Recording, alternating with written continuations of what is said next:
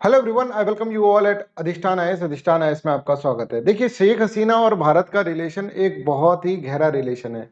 इसके अंदर इमोशनैलिटी भी है तो इसके अंदर कॉपरेशन भी है। ये एक इस तरह का रिलेशन है। शेख हसीना के रेस्पेक्ट में अगर हम देखें तो भारत एक तरह से शेख हसीना का सेकंड होम है।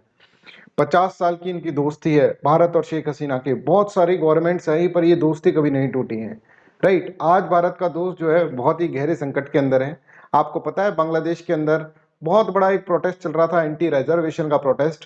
वो बढ़ता बढ़ता एक तरह से आप देखेंगे तो एंटी रिजर्वेशन का प्रोटेस्ट जो होगा एंटी गवर्नमेंट का प्रोटेस्ट बन जाता है और इतना बड़ा बन जाता है कि बांग्लादेश के अंदर तख्ता पलट हो जाता है। बांग्लादेश की प्रेसिडेंट जो है, प्राइम मिनिस्टर जो है शेख हसीना, उनको देश छोड़ना पड़ जाता है और देश छोड़कर वो भारत की शरण के अंदर आई है। भारत के बाद वो ऐसा बोला जा रहा है कि लंदन के अंदर जाएंगी। वहीं आप यहाँ पर आप देखेंगे तो वहां पर एक बार फिर से बांग्लादेश के अंदर मिलिट्री रूल आ गया है। जनरल वकर उड जमान, ठीक है, इन्होंने कहा है कि हम वैसे तो इंटरिम गवर्नमेंट फॉर्म करेंगे सभी पार्टीज को मिलकर, पर उसके अंदर मिलिट्री का हस्तक्षेप रहेगा ही रहेगा। देख लीजिएगा आगे चलकर, बिकॉज ये एक बड़ा मूवमेंट है बांग्लादेश के पॉलिटिक्स के अंदर जिसके अंदर मिलिट्री वापस से अपना रूप यहाँ पर दिखा रहा है।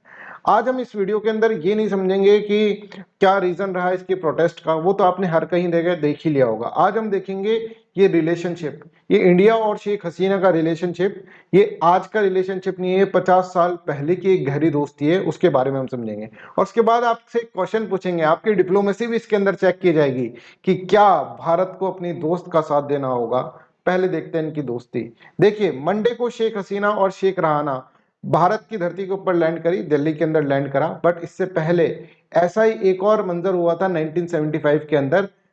वही शेख हसीना और वही रहाना, उनके सिस्टर रहाना, भारत के अंदर एक तरह से शरण लेने आए थे जब वो बहुत छोटे थे। और 1975 की मैं यहाँ पर बात कर रहा हूँ। 1975 के अंदर बांग्लादेश के पॉलिटिक्स के अंदर एक बहुत बड़ा टर्मोइल आया था और वहां पर मिलिट्रीज जो थी वो गवर्नमेंट के खिलाफ हो गई थी। और इनके जो पिता थे मुजीबर उर रहमान, ठीक है, मुजीबर रहमान जो थे, शेख मुजीबर रहमान, सॉरी, शेख मुजीबर रहमान को मार दिया गया था मिलिट्री के पर्सनल्स के द्वारा और इनकी पूरी फैमिली को वहां पर खत्म कर दिया था, ऐसा बोला जाता है। और ऐसा हुआ कि यहाँ पर बहुत सारे लोगों की डेथ हुई और इसके अंदर जो 7 मेंबर्स थे इनकी फैमिली के, वो सबको मौत के घाट उतार दिया गया।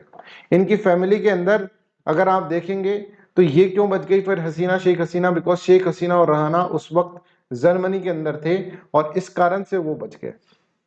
अब मैं थोड़ा सा यहाँ पे आर्मी के रूल के बारे में बात करूंगा बांग्लादेश के अंदर। देखिए, 1975 के अंदर जब ये इंसिडेंट हुआ, जब ये ट्रेजेडी हुई, उसका उस दिन का डेट था 15 अगस्त। 15 अगस्त 1975 के बाद मिलिट्री ने यहाँ पर पूरा का पूरा कैप्चर कर लिया। पूरा का पूरा पॉलिटिकल डायमेंशन जो है मिलिट्री ने यहाँ पर रूल कर लिया। और वहां पर उस वक्त जो थे आर्मी जो थे, ठीक है, आर्मी के जो चीफ जो थे वो थे मोहम्मद सईम। ठीक है, मोहम्मद सईम जो थे वो यहाँ पर अगर आप देखेंगे तो वो प्रेसिडेंट बन जाते हैं नवंबर 1975 के अंदर। और मोहम्मद सईम जो होंगे वो एक तरह से कंट्री को रूल करेंगे और यहाँ पर एक तरह से मिलिट्री का रूल यहाँ पर चलेगा। 1977 के अंदर एक नए प्रेसिडेंट बनते हैं पर वो भी मिलिट्री जनरल ही होते हैं, जनरल जियार रहमान। जनरल जियार रहमान जो थे वो प्रेसिडेंट बनते हैं, बट उनकी भी हत्या कर दी जाती है 1981 के अंदर। 1981 के बाद उनके जो एक कलीग होते हैं, राइट, अब्दस सत्तार, उनको प्रेसिडेंट बनाया जाता है। बट वो भी, उनको भी छोड़नी पड़ जाती है गद्दी 1982 के अंदर, क्योंकि मिलिट्री ही उनके जनरल के अगेंस्ट में हो जाती है। राइट, तो I hope this is clear to everyone. तो आर्मी चीफ, इसके बाद आर्मी चीफ एचएम इरशाद जो होते हैं वो कंट्रोल लेते हैं पूरी पॉलिटिकल डायमेंशन का बांग्लादेश के अंदर। और 1999 तक वही कंट्रोल में रहते हैं। 1990 के बाद एक बहुत के समय में बहुत ही पॉपुलर अनरेस्ट जनरेट होता है बांग्लादेश के अंदर, जिससे कि आप देखेंगे कि बांग्लादेश जो होगा उसकी गद्दी छोड़नी पड़ेगी किसको, एचएम इरशाद को। जो आर्मी चीफ एचएम इरशाद थे उनको इसकी गद्दी छोड़नी पड़ेगी और यहां से सिविलियन गवर्नमेंट का एक स्टार्ट होता है। और सिविलियन गवर्नमेंट में जो आती है दैट इज खलीदा जिया, यहाँ पे गवर्नमेंट बनाती है। ध्यान रहे खलीदा जिया एक तरह से विधवा है किसकी, जनरल जियार रहमान की। जनरल जियार रहमान जिनको मार दिया गया था, जो 1977 के अंदर प्रेसिडेंट बने थे बांग्लादेश के। राइट, अब ये जो खलीदा जिया है उनका जो रिजीम रहता है वो 1991 से लेकर 96 तक रहता है। इसके बाद शेख हसीना का रूल रहता है 2001 तक, फिर वापस से खलीदा जिया का रिजीम आता है। मैं आपको यहाँ पर ये भी बताना चाहूंगा कि जब भी खलीदा जिया का रिजीम आता है, राइट, तो भारत का जो होता है बहुत नुकसान होता है, क्योंकि जो खलीदा जिया के टाइम पर बहुत सारे एंटी इंडियन एलिमेंट जो होते हैं वो मशरूमिंग आउट होने लग जाती है उनकी, किसके अंदर, बांग्लादेश के अंदर। और बांग्लादेश के साथ भारत की एक बहुत बड़ी समस्या ये है कि उसकी 4096 किलोमीटर लॉन्ग बाउंड्री भारत के साथ लगी हुई है।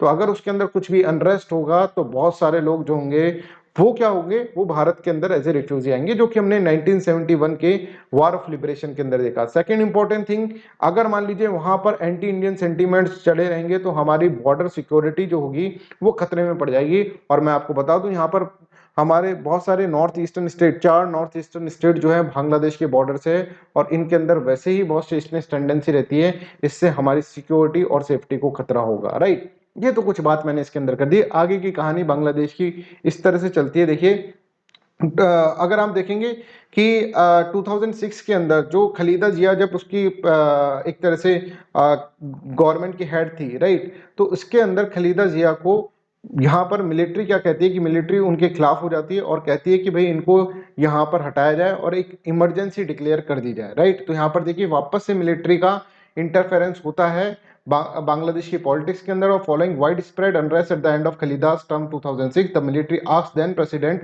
To declare an emergency. Emergency वहां पर डिक्लेयर हो जाती है और एक केयर टेकर गवर्नमेंट फॉर्म होती है, जो कि जनवरी 2007 से लेकर दिसंबर 2008 तक चलती है।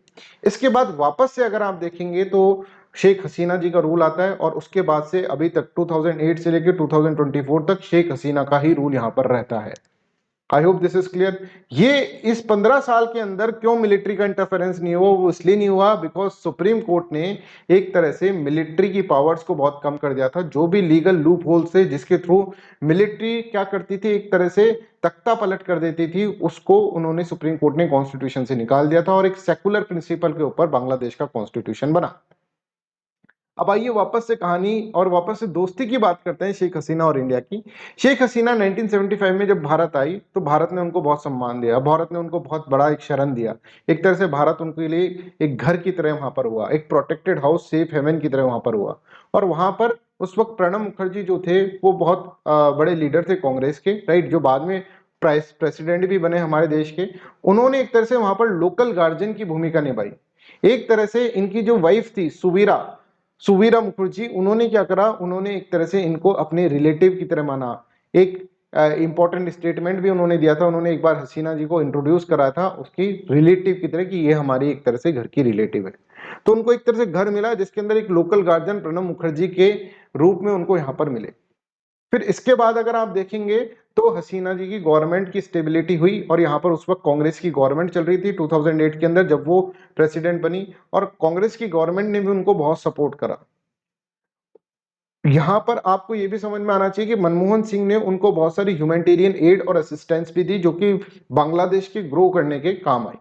और इनका एक बहुत अच्छा रिलेशन और बहुत पर्सनल रिलेशन बन गया सोनिया गांधी और उनके परिवार के साथ।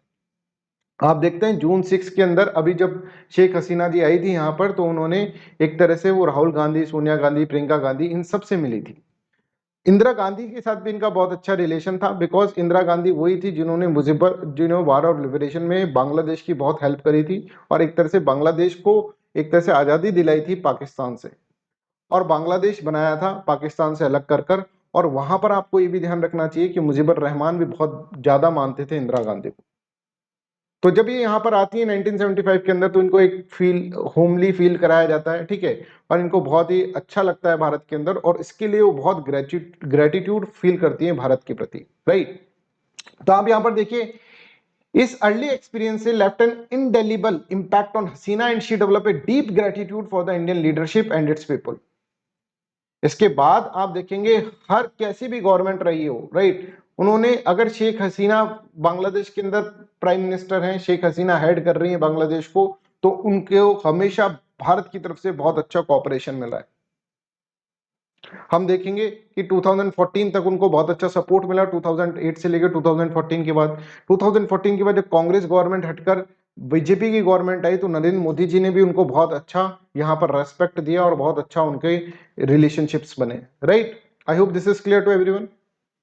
अब हमारा कोर कंसर्न उस वक्त ये था कि जो खालिदा जिया के रूल के कारण बहुत सारे ऐसे एलिमेंट्स बन गए थे वहां पर बांग्लादेश की धरती के ऊपर, जो भारत के अंदर एक तरह से टेररिस्ट एक्टिविटी को भी अंजाम दे देते थे। तो इसके ऊपर हाई हैंडेडनेस लगाई किसने? शेख हसीना ने, और उन सभी एलिमेंट्स को खत्म करा। कुछ कुछ को फांसी की सजा दी, किसी कुछ को जेल में डाल दिया। और इसी के साथ साथ जो बीएनपी थी, बांग्लादेश नेशनलिस्ट पार्टी, जो खलीदा जिया की पार्टी थी, राइट, जो भारत के एंटी रहती थी, उसके ऊपर भी हैविली क्रैकडाउन करा। और आप देखेंगे इसके कारण भारत और बांग्लादेश का रिलेशन बहुत ही गोल्डन फेज के अंदर अभी चल रहा था। भारत ने ये सब इस तरह से आप देखेंगे, स्टार्टिंग के अंदर भारत ने बहुत हेल्प करी शेख हसीना की। उसके बाद जब रूल में आई तभी भी इनको बहुत अच्छा सपोर्ट मिला भारत की तरफ से। एक बार ऐसा हुआ था कि भाई जो शेख हसीना ने था इलेक्शन जीता जब 2013 के अंदर, 18 के अंदर और 24 के अंदर, तो उनका बहुत ज्यादा क्रिटिसिज्म किया जा रहा था। सॉरी, वेस्टर्न मीडिया के द्वारा बहुत सारा क्रिटिसिज्म किया जा रहा था, और वेस्टर्न मीडिया कह रही थी कि ये सारे इलेक्शन जो है रिग्ड है, ये सारा इलेक्शन जो है एक तरह से फेक है। और यहां पर अपोजिशन को दबाकर शेख हसीना जो है बार बार में क्या बन रही है? प्राइम मिनिस्टर बन जा रही है बांग्लादेश की। तो इस तरह से जब उनका क्रिटिसिज्म हुआ था तभी भी भारत ने उसका पूरा साथ दिया था। भारत ने उनके ऊपर कोई क्वेश्चन नहीं उठाया था, क्योंकि भारत को पता है कि शेख हसीना कितना इंपॉर्टेंट है भारत के लिए। क्योंकि भारत ने खलीदा जिया का रोल भी देखा हुआ है। जब खलीदा जिया का रोल था तो बांग्लादेश के अंदर एंटी इंडिया सेंटीमेंट्स डेवलप हो जाते थे। वहां के लोग जो है एक तरह से कट्टर दुश्मन बन गए थे भारत के, राइट। तो आप यहाँ पर देखिए, बीएनपी जमात रूल जब हुआ था 2001 से 6 के अंदर, तो भारत के अंदर एंटी इंडिया टेरर ग्रुप जो थे वो ऑपरेट करने लग गए थे बांग्लादेशी सॉल के ऊपर। तो भारत के लिए भी बहुत इंपॉर्टेंट था शेख हसीना का rule. I hope this is clear to everyone. BNP की लीडर्स को उन्होंने अरेस्ट करा शेख हसीना ने जैसे है, और बीएनपी के कुछ लीडर को उन्होंने फांसी पे भी चढ़ाया करप्शन की चार्जेस के ऊपर। बीएनपी की लीडर खलीदा जिया जो थी उनको भी जेल में रखा काफी समय तक, राइट। और अभी देखें, अभी भी वो जेल में है। और अभी जैसे जो सुप्रीम कोर्ट है उधर उन्होंने कहा है कि खलीदा जिया को वापस से आजाद करें। तब देखिए, खलीदा जिया की गवर्नमेंट अगर मान लीजिए वापस से बनती है, अभी हमें कुछ नहीं पता क्या होने वाला है, कि प्रोटेस्ट चलेगा, चलता रहेगा प्रोटेस्ट, इसके अंदर रिफ्यूजी क्राइसिस आएंगे, हमें कुछ नहीं पता। हमें कुछ नहीं पता कि खलीदा जिया की गवर्नमेंट बनेगी या किस तरह की गवर्नमेंट बनेगी, गवर्नमेंट बनेगी भी या फिर मिलिट्री रूल ही चलता रहेगा। हमें ये भी नहीं पता है कि मिलिट्री का कितना गवर्नमेंट, अगर सिविलियन गवर्नमेंट बनी तो मिलिट्री का कितना इंटरफेरेंस हुआ, कुछ नहीं पता अभी हमें। बट हमें एक बात पता है कि शेख हसीना हमारी बहुत अच्छी दोस्त थी। अब मैं आपसे एक क्वेश्चन पूछता हूँ, क्या भारत को शेख हसीना का पूरा सपोर्ट करना चाहिए? पूरा सपोर्ट मतलब भारत को बांग्लादेश के अंदर इंटरफेरेंस करना चाहिए शेख हसीना की दोस्ती को निभाने के लिए, या फिर भारत को क्या करना चाहिए? आप एक डिप्लोमेट होकर इस क्वेश्चन का आंसर देने की कोशिश करें कमेंट सेक्शन के अंदर। फिर मैं एक वीडियो ये भी बनाऊंगा, बहुत सारे एडिटोरियल्स आ रहे हैं, सभी एडिटोरियल्स के पढ़कर जो कॉमन नॉलेज होगी उसके ऊपर मैं एक वीडियो ऐसा भी बनाऊंगा जिसमें ये होगा कि भारत को करना क्या चाहिए। अब ये तो हो गया, जो होना था वो तो हो गया, उसको करना क्या चाहिए। देखते हैं आपके आंसर्स कैसे होते हैं। उन आंसर से भी मेरे को काफी अच्छा एक तरह से ओपिनियन मिलेगा कि लोग सोच क्या रहे हैं, जो भारत के जो सिविल सर्वेंट एस्पिरेंट्स जो हैं वो क्या सोच रहे हैं, ये भी मुझे इसके अंदर मिलेगा। Thank you so much for listening me so kindly. Bye bye, take care and have a nice day.